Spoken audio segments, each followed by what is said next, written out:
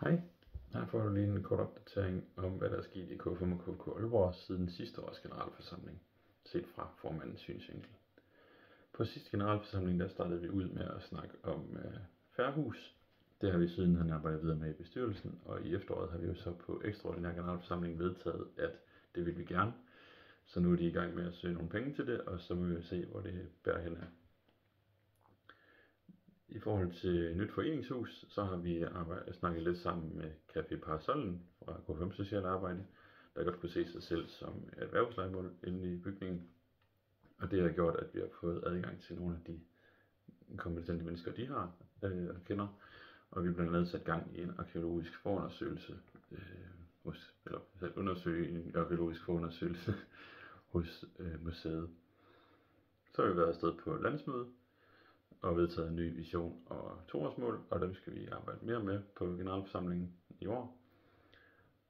På klubsiden, der er det blevet valgt at nedlægge Helios, efter at den har haft faldende aktivitet.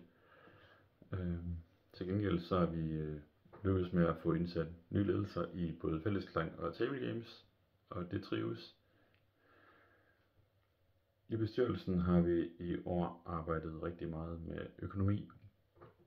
Vi startede i sommer, hvor vi havde en aftale med Anne-Louise om at gå ned på 31 timer.